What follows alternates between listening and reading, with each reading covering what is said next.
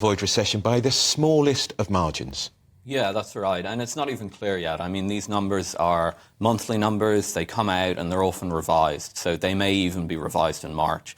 But even if they're not, it's a flat economy.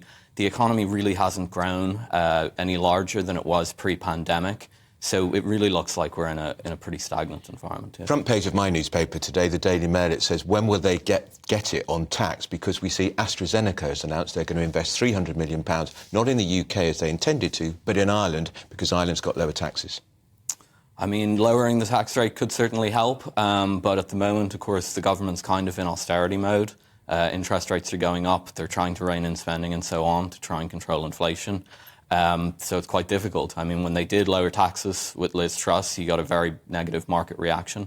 Maybe there's a different way of doing that, a better way of communicating it. I agree with you, it probably would help inward investment, but it's a tough situation. Bush the Chancellor, when he was running for the Tory leadership, Jeremy Hunt, said he would cut corporation tax from 19% by 5 or 6%. He is going to confirm in the budget in March that corporation tax is going to rise by 6% to 25%. That's going to drive even more companies like AstraZeneca to invest elsewhere rather than the UK, surely. Yeah, correct. I mean, honestly, when we think about what they actually said they were going to do versus what they're going to do now, it looks totally different for me. I mean, ultimately, for me, the main concern is that are they just trying to make people be hopeful about something? You know, we've got to be honest about this entire situation. We still have the cost of living crisis.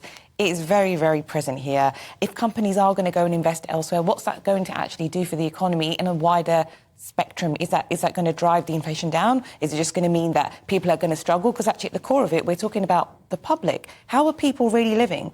Struggling to pay your bills, not having enough food.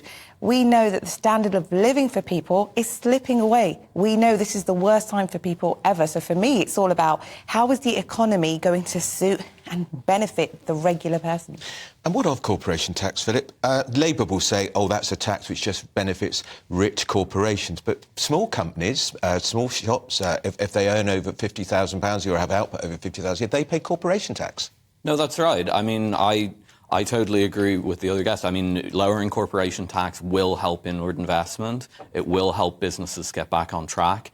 I don't see any immediate inflationary issues with lowering the corporation tax rate. The issue is that the government, under Liz Truss, got a very negative signal from the bond markets about further borrowing. And if you lower corporation tax rates without cutting spending or without raising other tax rates, you may get a similar negative signal. Again, I'll say there may be a way of doing it and messaging it in such a way to get it done, but I think that's why the government will be nervous. Just finally, on in recession, we've avoided the recession but as you point out, figures often get revised and we may actually be in recession. It's just a technical phrase, isn't it? Because as Bush says, the economy, we're still in the thick of the worst cost of living crisis for 40-odd years. No, it really is, looking over this technical issue. I mean, they're looking at 2 quarters of negative growth to call a recession. I think really we'll see a recession if layoffs start. I think that's the real signal. And where I'd actually watch that happening is the construction sector. Mortgage demand has been falling since the summer, so have house prices. There's a lot of concerns in markets right now that we might see that further deteriorate this year. And if that happened and the construction sector starts laying off workers, I think that's when we could actually have a recession.